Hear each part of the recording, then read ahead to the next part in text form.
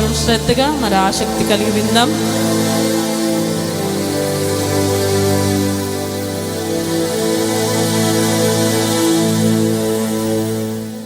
ఈ సమయంలో కూడి వచ్చిన మీ అందరికీ మన ప్రభు అయిన యేసుక్రీస్తు వారి శుభనామమున నా హృదయపూర్వక వందనాలు తెలియజేస్తున్న అందరికీ వందనాలు. దేవుడు మనందరిని దీవించునుగాక. 51వ కీర్తనలో రాయబడినటువంటి కొన్ని మాటలు మనం చదువుకుందాం. ఈ కీర్తనకారుడైన దావీదు 51వ కీర్తనలో తెలియపరిచినటువంటి కొన్ని సంగతులు మనం ధ్యానం చేద్దాం. 51వ కీర్తన దావీదు ఎందుకు రాశాడు అని అంటే, దావీదు అతడు పాపంలో పడినటువంటి సమయంలో బత్షెబ అనే స్త్రీ విషయంలో అతడు బలహీనుడై ఉన్నప్పుడు ఆ సమయంలో నాతాను ప్రవక్త ద్వారా హెచ్చరించబడిన వాడై ఈ కీర్తన రాశాడు. ఈ కీర్తనలో ఏమనుంది అని అంటే, ఈ కీర్తనలో నీ కృప చొప్పున నన్ను కరుణించుము, నీ వాత్సల్య బాహుల్యము చొప్పున దోషాలు పోవునట్లుగా, పాపం పోవునట్లుగా, అతిక్రమములు పోవునట్లుగా దేవుని సన్నిధిలో ప్రభు తుడిచి అతన్ని పరిహరించాలని దేవుని సన్నిధిలో కోరుతూ వస్తున్నాడు. మీరు ఎప్పుడైనా ఎవరైనా ఇలా చెప్పడం విన్నారా? నేను పాపిని అని మీరు ఎప్పుడైనా ప్రార్థన చేస్తున్నారా? చేయమాకండి. దేవుడు పరిశుద్ధుడు, ఆయన మనల్ని కడిగాడు, తన రక్తంతో శుద్ధి చేశాడు, మనం పాపులము కాదు అని ఈ మధ్యకాలంలో కొంతమంది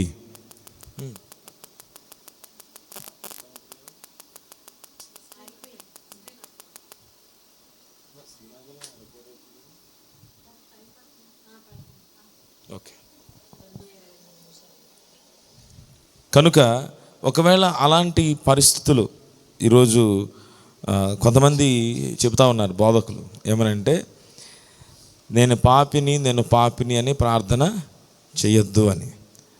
మరి దావీదు భక్తుడు ఏమని ప్రార్థన చేశాడు? ప్రభువా నా పాపాలు క్షమించు అని. పాపం చేసినప్పుడు ఆ పాపమును దేవుడు చూపించినప్పుడు ఆ వ్యక్తి ప్రార్థించాలి. ఎవరైనా ఒక తప్పు చేస్తే ఆ వ్యక్తి తప్పు చేశాడని బహిరంగంగా ఎవరి దగ్గర ఒప్పుకోడు. ఇంకా కొన్నిసార్లు మన మాటలు ఎప్పుడైనా పొరపాటు అయినా వాటిని మనం ఏం చేస్తాం? కవర్ చేసుకుంటాం. మనుషులం కదా, తప్పులు మనం ఒప్పుకోం, మానవ నైజం అది. కానీ ఒక వ్యక్తి తప్పు చేశాడని ఒప్పుకుంటున్నాడంటే అర్థం ఏంటో తెలుసా? ఆ వ్యక్తి వెనుక పరిశుద్ధాత్ముని కార్యం జరుగుతుంది. ఒక్క పరిశుద్ధాత్ముడు మాత్రమే ఒక వ్యక్తి పాపము చేశానని ఒప్పుకునేలాగా చేయగలడు. కనుక ఒక వ్యక్తి వచ్చి నేను పాపిని అని అతడు ప్రార్థన చేస్తున్నాడంటే ఒట్టిగా ఏదో మనసులోకి వచ్చి కాదు. ఒక వ్యక్తి తప్పు చేసిన తర్వాత తప్పు చేశాను అని చెప్పడంలో యథార్థత ఉంది, నిజాయితీ ఉంది. అది ఇక్కడ ఇంకొక విషయం కూడా గమనించాలి. ఎప్పుడు పడితే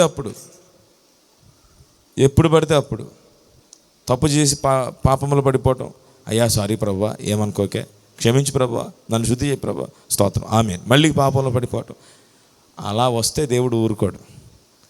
అందుకని అజ్ఞాన దశలో, అజ్ఞాన కాలం ముందు దేవుడు చూసి చూడనట్టు ఊరుకున్నాడు. ఇప్పుడు యేసుక్రీస్తు అను అనుభవ జ్ఞానము దేవుడు మనకి ఇచ్చాడు. ఈ వాక్యాలు ప్రకటించబడుతుండగా, ఈ మాటలు ప్రకటించబడుతుండగా యేసుక్రీస్తు అనే అనుభవ జ్ఞానం మనకు ప్రకటించబడింది. యేసయ్య మనకు పరిచయం అయ్యాడు. మొదటి ఆదాము లోకములోనికి పాపాన్ని తీసుకొచ్చాడు, పతనాన్ని తీసుకొచ్చాడు. దేవునికి మనిషికి మధ్యలో సంబంధం, సహవాసం తెగిపోతే ఎలాగుంటుందో చూపించాడు. ఎవరు? మొదటి ఆదాము. కడపటి ఆదామైన క్రీస్తు దానికి ప్రతిగా, పాపమునకు ప్రతిగా, శాపమునకు ప్రతిగా పరిశుద్ధమును, పరిశుద్ధ జీవితాన్ని, పవిత్రతను ఆయన మన కొరకు తీసుకువచ్చాడు. దేవునికి స్తోత్ర.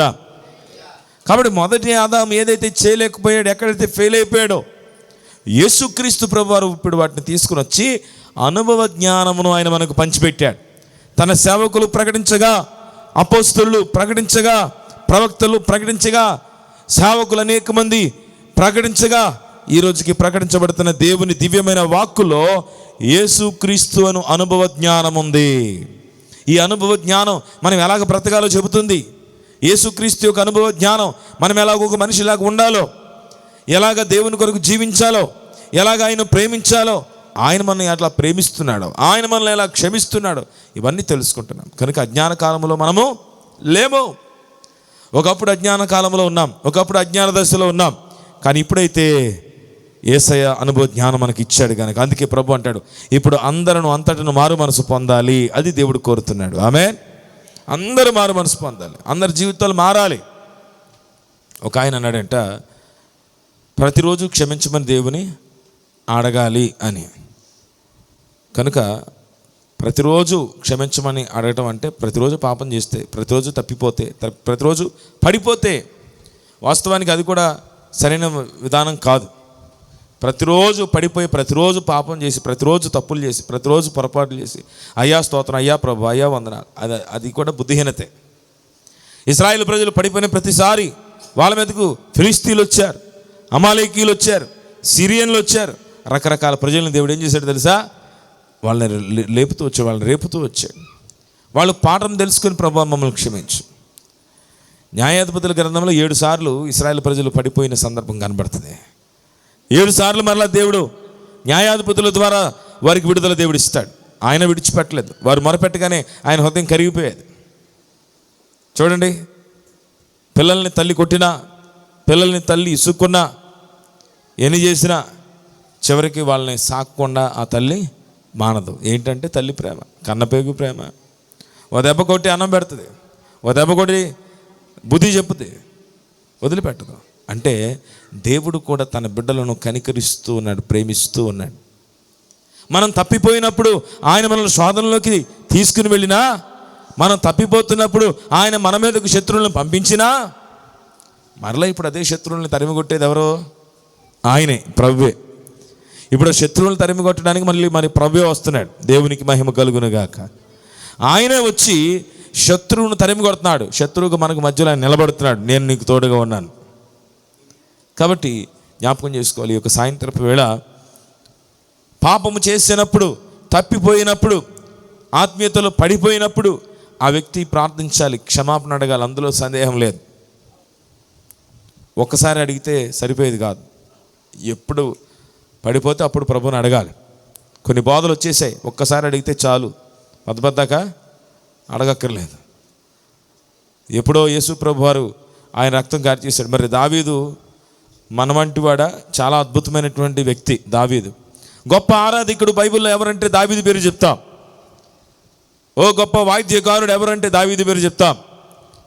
ఒక గొర్రెలు కాపరి దావీదు మహారాజుగా ఎలా అయ్యాడో ఆయన చరిత్ర చెప్తాం. దేవునికి ఇష్టమైన హృదయానుసారుడు ఎవరైనా ఉన్నారంటే దావీదు పేరే. ఆ తర్వాత ఎవరి పేరైనా అంటే ఫస్ట్ నేమ్ అనమాట. ఆయన లిస్టులో ఫస్ట్ నెంబరు దావీదు. కానీ ఇలాంటి దావీదే పడిపోతే ప్రార్థిస్తున్నాడు, ప్రభు నన్ను క్షమించయ్యా, నన్ను కడుగునైనా, నన్ను శుద్ధి చేయి ప్రభువా. ఒక పట్టాన్ని ఒట్టిగా పాపం చేసేసి వెంటనే వెళ్ళి మోకాళ్ళు వేసి ప్రార్థన చేయట్లేదు. పాపం చేశాడు, తప్పిపోయాడు, పడిపోయాడు, కానీ కాలు మీద కాలు వేసుకుని దర్జాకి తిరుగుతున్నాడు. నాతాను ప్రవక్త వచ్చాడు, దేవుని చేత పంపించబడి, దావీదు నీకు ఒక కథ చెప్తాంట్రా అని చెప్పి అన్యాయం జరిగిన ఒక సందర్భాన్ని తీసుకొచ్చి చెప్తే దావీదు కోపం వస్తుంది. ఇదిగో దావీదు, ఎందుకంత బీపీ పెరుగుతుంది నీకు? ఈ కథలో ఎవరో తెలుసు అన్యాయం చేసింది నువ్వే. వెంటనే తనలో దేవుడు పరిశుద్ధాత్మలో ప్రేరేపణిచ్చి ప్రార్థించడానికి అవకాశం ఇవ్వగా 51వ కీర్తన రాస్తాడు, హిసోపుతో నా పాపము పరిహరించయ్యా, హిమము కంటే నన్ను తెల్లగా చేయి ప్రభువా అని. కనుక రోజు క్షమించమని అడగాల అంటే రోజు మనం క్షమించమని అడగాల్సిన అవసరం లేదు. ఎప్పుడు మనం పరిశుద్ధులుగా ఉన్నప్పుడు, మనం పవిత్రులుగా ఉన్నప్పుడు. అలాగే ఎప్పుడు మనం పడిపోయినా, ఎప్పుడు మనము తప్పిపోయినా అప్పుడు ఖచ్చితంగా ప్రభువుని అడగాల. ప్రభువుని అడగకుండా ఏమంటే ఒక గాయమైంది, గాయానికి ఏం జరగాలి? గాయము కట్టాలి. గాయము కట్టకుండా దాన్ని వదిలేస్తే ఏమవుతుంది? ఇన్ఫెక్షన్ వచ్చేస్తుంది.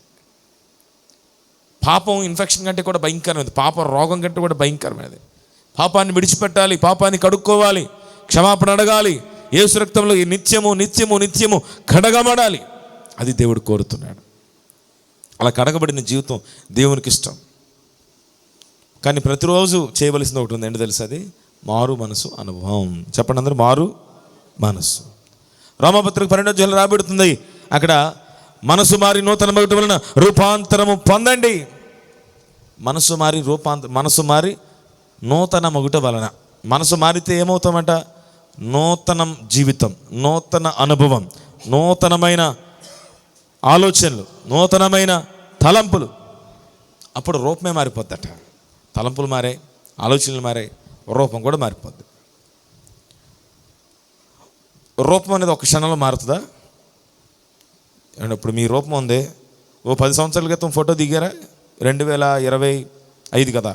2015లో మీరు ఎప్పుడైనా దిగిన ఫోటో ఏదన్నా ఉందా? డేవిడ్ ఉందా? నిక్కర్లు వేసుకుంటున్నావు అప్పుడు? రూపం మారిందా లేదా? 2015కి ఇప్పటికి ఇక్కడ ఉన్న అందరం మారిపోయాం.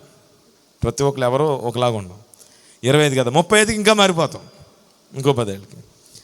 రూపం అనేది ఒక్క రోజులో మారదు. ఇప్పుడు రేపు ఫోటో తీసుకుంటే వాళ్ళు అలా రేపు కూడా ఇంచుమించుగా అలాగే ఉంటాం. అబ్బాయి ఏం మారలేదు. ఎల్లుండి దిగి అబ్బాయి ఏం మారలేదు. 6 నెలల తర్వాత పెద్దగా ఏమీ మారలేదు. కానీ ఇప్పుడు మారింది. 1 సంవత్సరం, 2 సంవత్సరాలు, 3 సంవత్సరాలకి మారుతూ ఉందా లేదా? అంటే క్రమక్రమంగా రూపం ఏమనేది మారిపోతూ ఉంది. శారీరకంగా, ఆధ్యాత్మికంగా కూడా దేవుడు నీ రూపాన్ని ప్రతిరోజు మారుస్తాడు. అందుకే మారు మనసు అనుభవం కావాలంటే మనకు మనసు మారి నూతన మగుటు వలన రూపాంతరము పొందండి. రూపాంతరం, మీ రూపాన్ని మార్చుకోండి అంటాడు. ఈ శారీరక రూపం మారిపోతుంది. దాన్ని ఎట్లా కావాలంటే అట్లా మార్చుకోవచ్చు, ఎలా కావాలంటే అలా మార్చుకోవచ్చు. మన చేతిలో లేకుండా దానికి అదే మారిపోతూ ఉంటుంది అనుకోండి, దాన్ని కూడా మార్చవచ్చు. కొంచెం ఫెయిర్ అండ్ లవ్లీ ఎక్కువ రాసి, ఇంకొంచెం పౌడర్ ఎక్కువ దిద్ది, కొంచెం లైటింగ్ ఎక్కువ పెట్టి ఫోటో దిగి మార్చుకోలేమా? కానీ దీనివల్ల ప్రయోజనం లేదు. ఎప్పటికైనా ఇది కృషించిపోయే శరీరం. కానీ ఏ రూపం మారాలి? ఈ శారీరక రూపం కాదు, కానీ ఈ బాహ్య పురుషుని రూపం కాదు, అంతరంగ పురుషుని యొక్క రూపం మారిపోవాలి. హల్లెలూయా. నీ ఆధ్యాత్మిక జీవితంలో నీ ఆత్మ సంబంధమైన రూపం మారాలి. ఆ రూపం మారాలంటే మనసు మారాలట. రోజు మనసు మారాలి.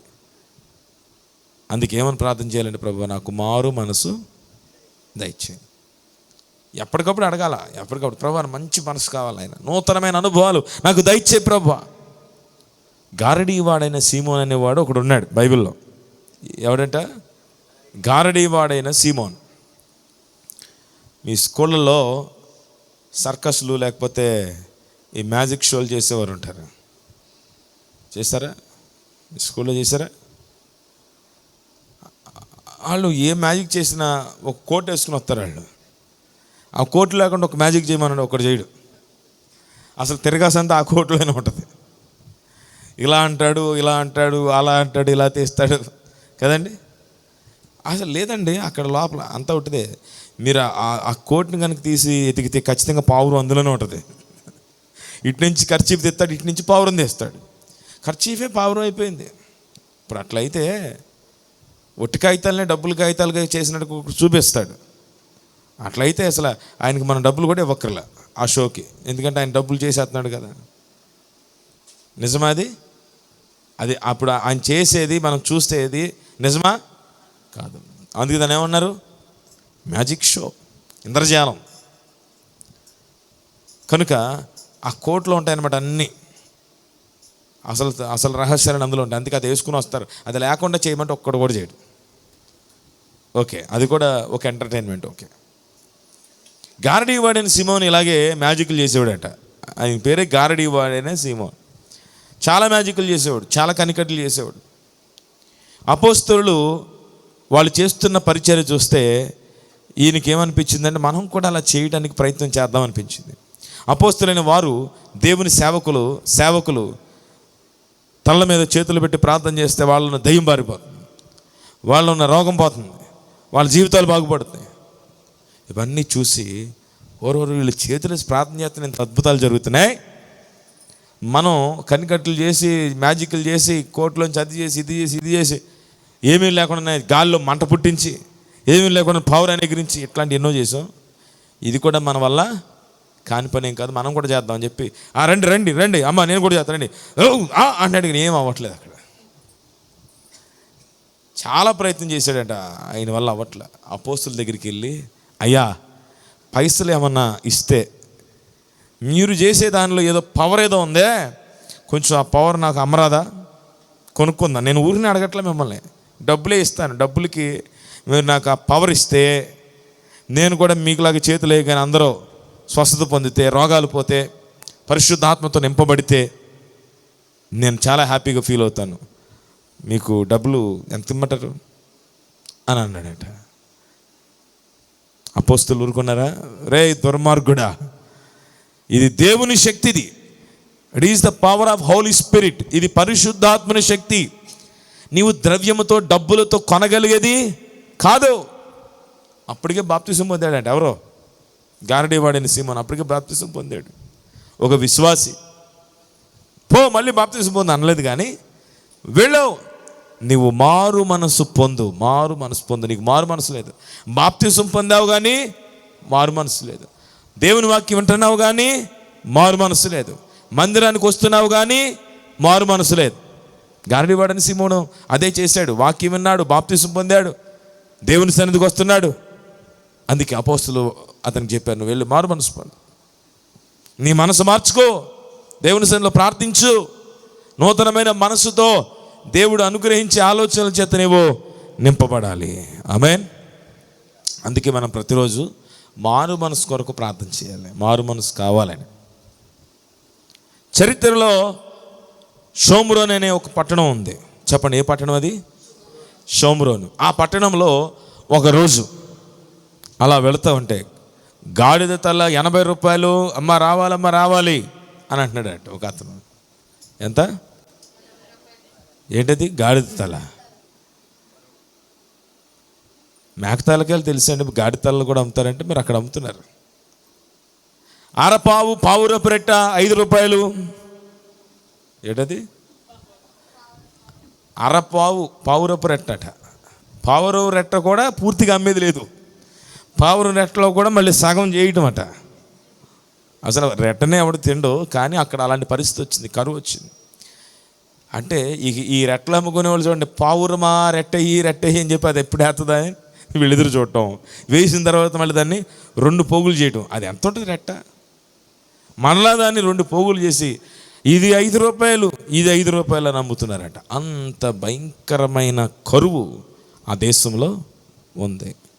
దాన్ని ఏమంటారంటే క్షామము. షోమ్రోను పట్టణంలో క్షామము, కరువు అలుముకుంది.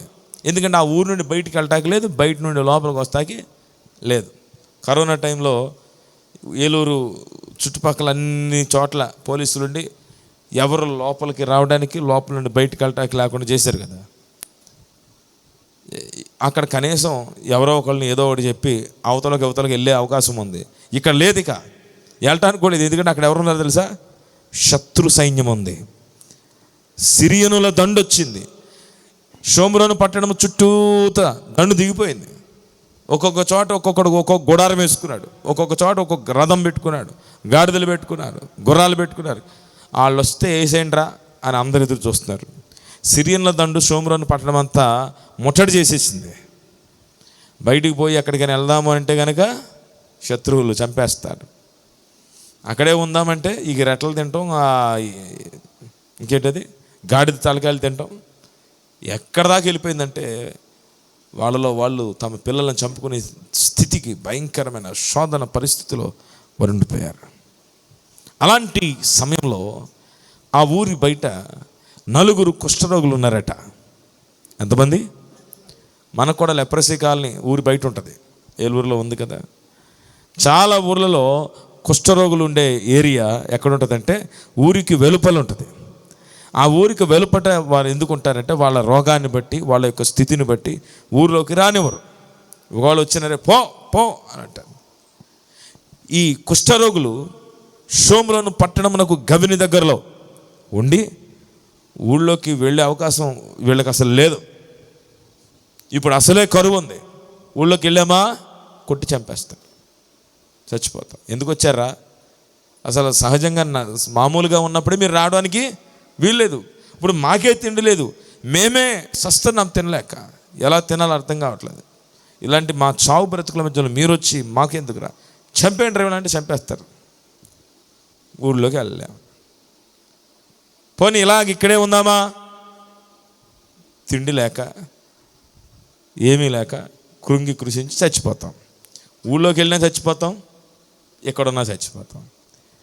శత్రువులు ఉన్నారు కదా, సిరియన్ల దండు, వాళ్ళ దగ్గరికి వెళ్తే అక్కడ మాత్రం 2 ఆప్షన్లు ఉంటాయి.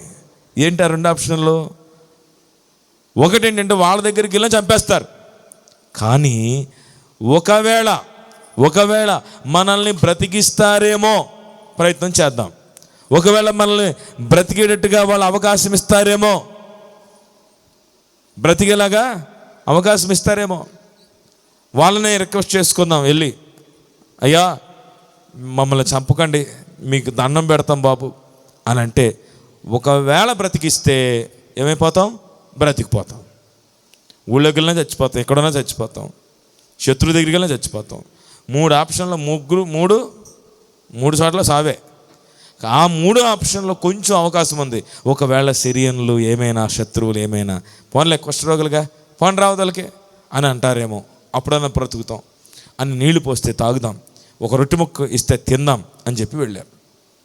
వెళ్ళిన తర్వాత చూస్తే ఎవ్వరు కనిపించట్లేదు. ఒక గుడారంలో వెళ్ళి చూశారు, ఎవ్వరు లేరు. అరే నాకు బాగా ఆకలేస్తున్నారా అన్నాడు ఒకడు.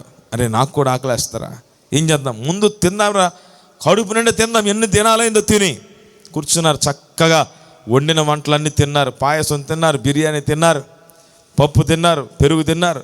అమ్మయ్యా, అరే ఈ గుడారంలో బంగారం ఉందరా, తీసుకోరా, నీకెంత కావాలో. 4 వాటాలు వేసుకున్నారు, బంగారం తీసుకున్నారు, వెండి తీసుకున్నారు, డబ్బులు తీసుకున్నారు, బట్టలు తీసుకున్నారు. ఏం చేద్దాంరా, ఈ సిరియన్లు దండు వచ్చి మనల్ని చంపేస్తారు, అందుకే మనం ఏం చేద్దామంటే వీటన్నింటినీ తీసుకుని వెళ్ళి మన దగ్గర పెట్టుకున్న ఊళ్ళో వస్తే మన దగ్గర లాక్కుంటారు, అందుకని వీటిని రహస్యంగా ఒక చోట దాద్దాం అని చెప్పి వెళ్ళి దాచారు. మళ్ళీ ఆలోచించారు, అరే ఇంకో గుడారం ఉందరా పక్కన, అందులో కూడా ఎవరో లేరు, పదండి అని చెప్పి అక్కడి నుంచి మళ్ళీ వెళ్ళి 2వ గుడారంలో కూడా దోచుకున్నారు, తెచ్చుకున్నారు, దాచుకున్నారు. ఎన్ని గుడారాలైనాయి?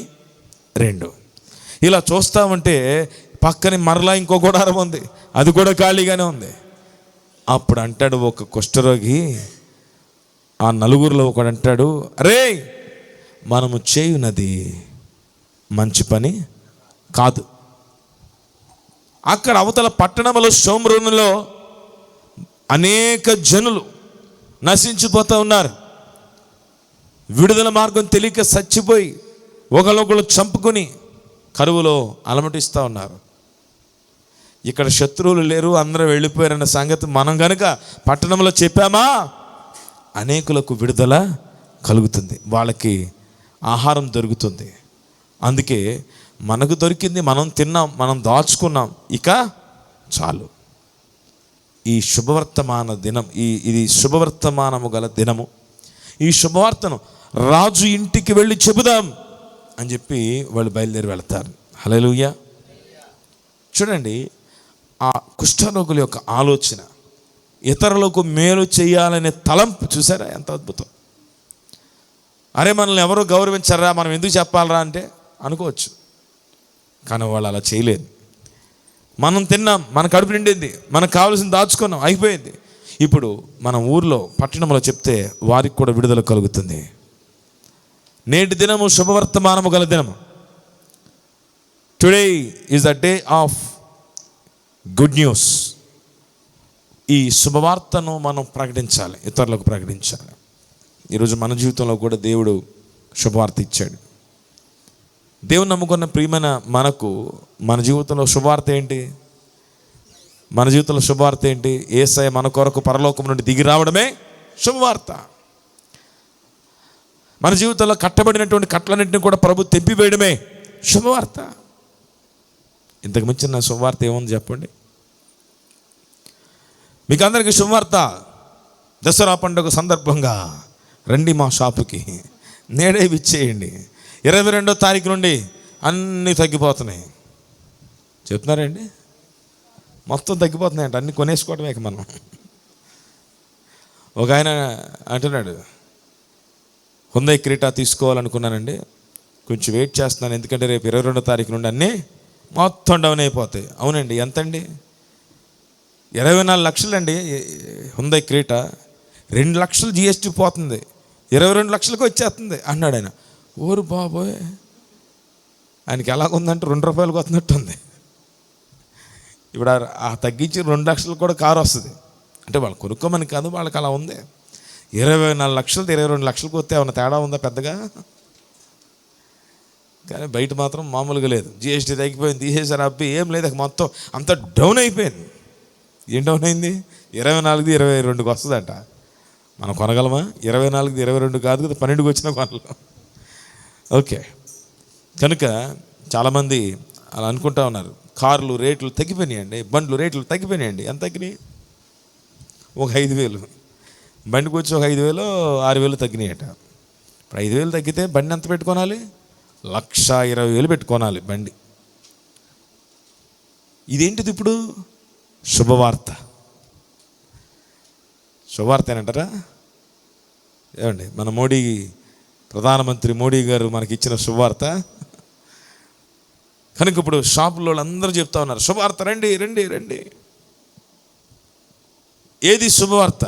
ఈరోజు మనకు శుభవార్త ఏంటంటే, మన కొరకు ప్రభు ఆయన దిగి వచ్చినది శుభవార్త. మన పాపాలు ఆయన తుడిచివేసింది శుభవార్త.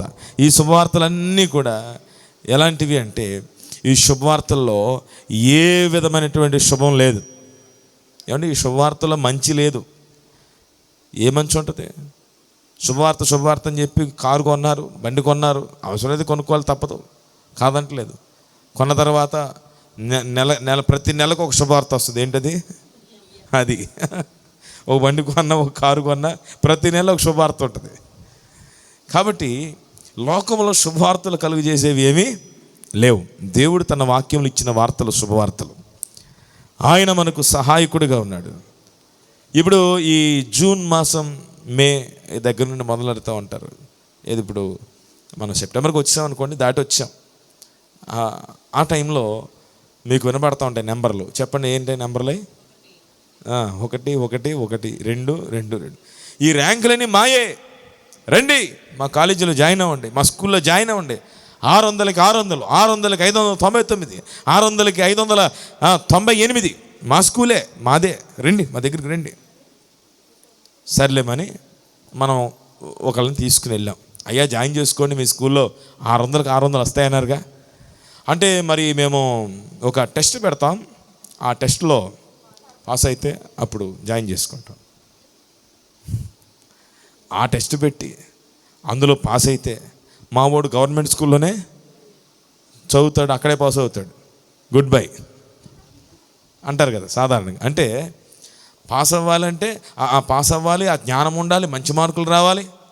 ఆల్రెడీ మంచి మార్కులు వచ్చిన వాళ్ళని వీళ్ళందరూ పోగు చేసుకుని అందరినీ కలిపి ఒక చోట కూర్చోబెడితే మళ్ళీ వీళ్ళలో కూడా, అరే ఎగ్జామ్లు ఎవరికి వచ్చినాయిరా బాగా మార్కులు వచ్చిన వాళ్ళందరినీ తీసుకెళ్ళి ఒక సెక్షన్లో వేయండి, మార్కులు యావరేజ్గా వచ్చిన వాళ్ళందరినీ ఇంకో సెక్షన్లో వేయండి, సరిగా నా వాళ్ళని పక్కన పడేయండి.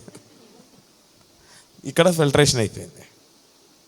కానీ ఫస్ట్ చెప్పినప్పుడు ఏమని చెప్పారు? రండి మా దగ్గరికి, మార్కులు బాగా వస్తాయి. తెర వెళ్ళిన తర్వాత వీళ్ళే ఉంటారో తెలుసా? మీ వాడు సరిగా చదవట్లేదండి, మీ అమ్మాయి సరిగా చదవట్లేదండి. ఒక స్కూల్ కానీ లేకపోతే ఒక కాలేజీ కానీ, ఇలాంటి స్కూల్ అసలు వస్తుందా అనిపిస్తుంది నాకు. వస్తే భలేగా ఉంటుంది. ఎలాంటి స్కూల్ అంటే, శుభవార్త, ఫెయిల్ అయిపోయిన వాళ్ళందరికీ మా స్కూల్లో అడ్మిషన్ ఉంది. సరిగా అసలు మార్కులు రాని వాళ్ళందరూ మా స్కూల్కి రండి, మార్కులు బాగా వచ్చేవాళ్ళు మా స్కూల్కి రాకండి. అట్టర్ ఫ్లాప్ అయిన వాళ్ళు, ఫెయిల్ అయిపోయేవాళ్ళు, అసలు చదువు సరిగా రాదన్న వాళ్ళు అందరికీ మా స్కూల్ చాలా బాగా ఉపయోగపడుతుంది, రండి మా స్కూల్కి. వస్తే మా స్కూల్లో 600కి 600 వస్తాయి అని ఎవరైనా వాగ్దానం చేయగలరా? నేను మా పిల్లల స్కూల్ ఫీజు కట్టే విషయంలో కూర్చొని మాట్లాడుతుంటే ఒక ఆయన వచ్చాడు. వేలు సెసీలో వేసామండి, అబ్బే లాభం లేదు. అక్కడెక్కడ వేసానండి, అబ్బే లాభం లేదు. చెప్పండి ఈ సంవత్సరం ఎంత అవుతుంది మా వాడికి? 80 దాకా అవుతుందండి. మరి అంటున్నాను, 20,000 కూడా ఇచ్చేస్తాను అవసరం అయితే. 80 మనకు సమస్య ఏం కాదు, ₹1,00,000 కట్టేద్దాం, కానీ చదువు మాత్రం రావాలి. ఇంకో 20,000 అయినా పర్లేదు, ఇంకో 20,000 ఇచ్చేస్తా అంటున్నాడు ఆయన.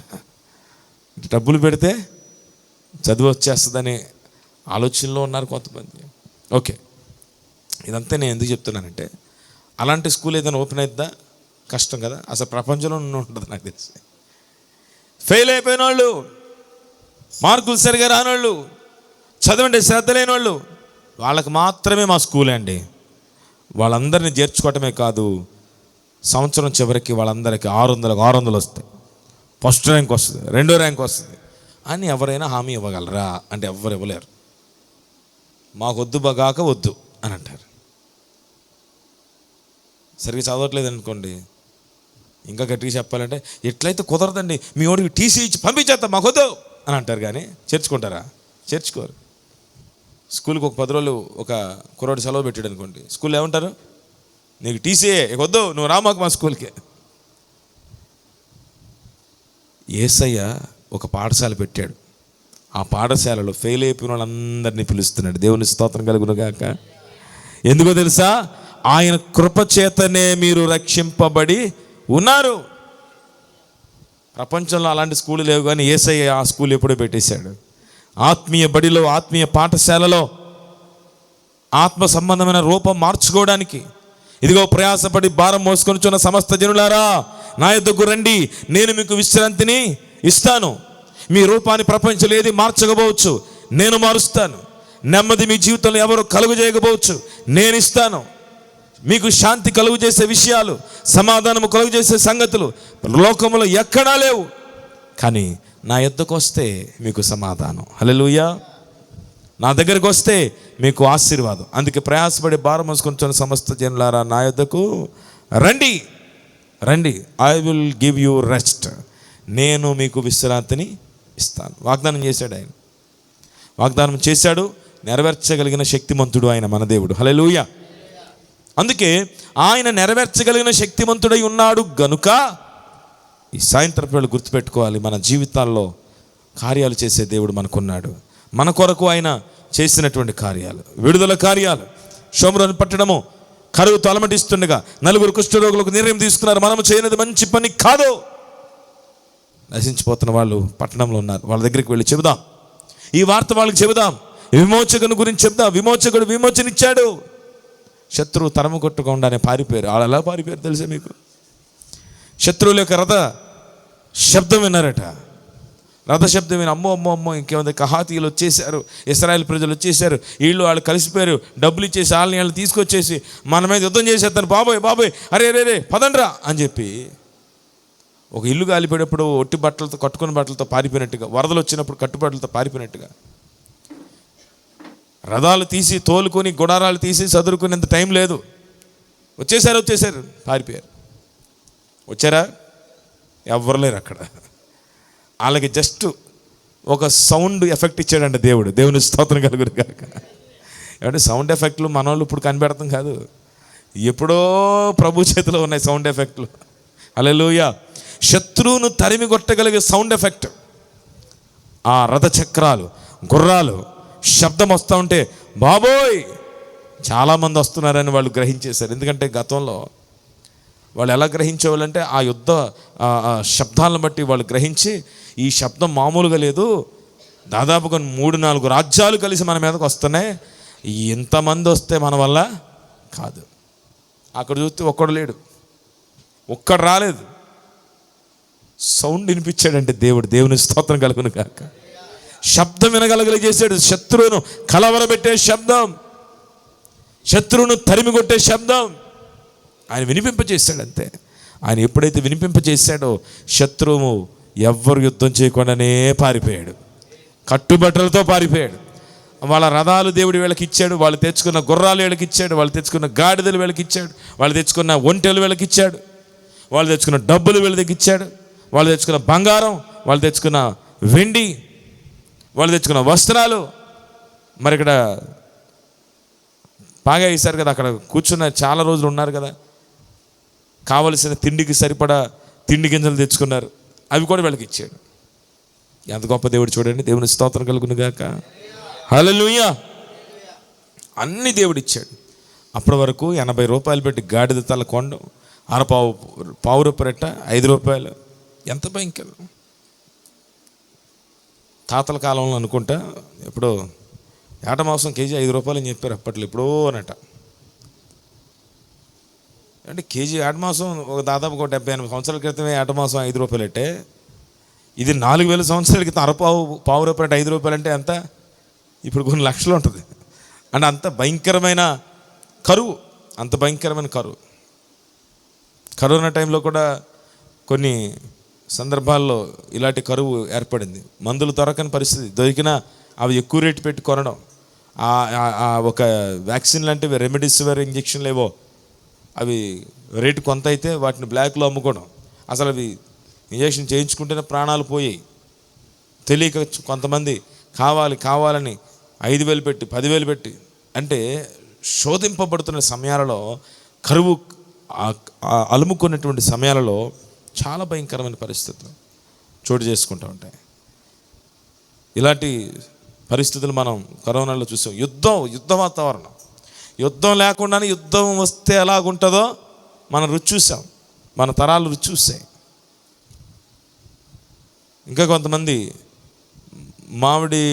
మామిడికాయలు తెచ్చేవాళ్ళు, పళ్ళు, వాళ్ళకి రోజంతా అమ్ముకోవడానికి అవకాశం లేదు. 11 మూసేయాలి, ఒక్కోసారి 9 మూసేయాలి, ఒక్కోసారి 10 వెళ్ళిపోవాలి. అసలు ఎవరు ఉండడానికి వీల్లేదు. ప్రకటించేవాళ్ళు కదా, ఆ రోజు 9 గంటలకో 10 పర్మిషన్ ఉండేది. ఆ మామిడికాయలు తెచ్చిన తర్వాత అవి సరుకు తీసుకుని ఇంటికి వెళ్తే దేనికి పనికిరావు. ఆ వెళ్ళే ముందు ఇక అమ్మేసేవాడు అనమాట. అప్పుడు దాకా ఒక రేటు ఉండేది, అప్పటికప్పుడు రేటు మారిపోయేది. పరకు 100 రూపాయలు, పరకు 50 రూపాయలకి ఇచ్చేసేవాడు. అంటే యుద్ధ వాతావరణం, ఎక్కువ అమ్మచ్చు తక్కువ అమ్మచ్చు, ఏదేమైనా అయిపోతుంది. యుద్ధ వాతావరణం. కరోనా టైంలో మనుషులు అనేక మందికి దేవుడు ఆ పాఠాలు చూపించాడు. ఇక్కడ షోమ్రోను పట్టణంలో విడుదల లేని పరిస్థితిలో 4 కుష్ఠరోగులు, వాళ్ళంతా ఒక తీర్మానం తీసుకుని, మనము చేయనది మంచి పని కాదు, మన కడుపులు నిండాయి, మనకు ఆకలి తీరింది, మనకు కావలసింది మనం తెచ్చుకొని దాచుకున్నాం. కానీ ఈ శుభవార్త వారికి తెలియకపోతే వాళ్ళు నశించిపోతారు. ఈ శుభవార్త వారికి తెలియకపోతే అక్కడే ఉండిపోతారు, కుమిలిపోతారు, కృంగిపోతారు. శత్రువులు పారిపోయారని ఈ వార్త మనం వెళ్ళి చెబుదాం అని వాళ్ళు వెళ్ళి చెప్పారు. ఈరోజు ప్రభుని గురించి మనం చెప్పాలనే ఆశతో మన ఇరుగు పొరుగు వారికి, తోబుట్టువులకు, స్వజనులకు, రక్త సంబంధులకు, అలాగే స్నేహితులకు, బంధువులకు క్రీస్తుని గురించి ప్రకటన చేయటం అది మన కర్తవ్యం. ప్రభు ఎంత గొప్పవాడో దాని గురించి చెప్పాలి మనం. ప్రభు ఎంత నీతిమంతుడో అది చెప్పాలి. ఆయన పరిశుద్ధుడు అది మనం చెప్పాలి. అలాగే చెప్పగలిగిన రోజున నిజంగా మనం శుభవార్తను మనం ఇతరులకు అందించిన వాళ్ళం అవుతాం. హల్లెలూయా. 4 కుష్ఠరోగులు చెప్పనంత వరకు, చెప్పలేనంత వరకు వాళ్ళు చెప్పిన పని ఏంటంటే, మనము చేయనది మంచి పని కాదు. ఒకళ్ళు చెప్పలేకపోతే మన పని కూడా అంతే, మనం చేయనది మంచి పని కాదు. ఏ పని చేయాలి ఇప్పుడు? దేవుని పని చేయాలి, ప్రభు పని చేయాలి, ప్రభువుని ఇతరులకు ప్రకటించాలి.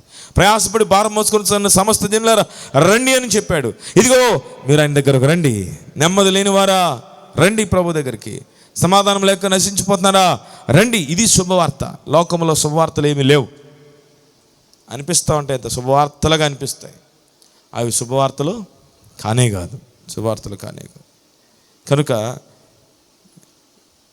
ఈ దేవుని యొక్క గొప్పతనం గురించి అనేకులకు మనం ప్రకటన చేయడానికి, అనేకులకు మనం తెలియజెప్పడానికి ప్రయాసపడుదుము గాక. ఆమేన్. అందరూ ఒకసారి 2 చేతులు పైకెత్తి స్తోత్రం చెప్దాం. హల్లెలూయా. పేతురు పత్రికలో ఒకటి ఉంటుంది, ఆయన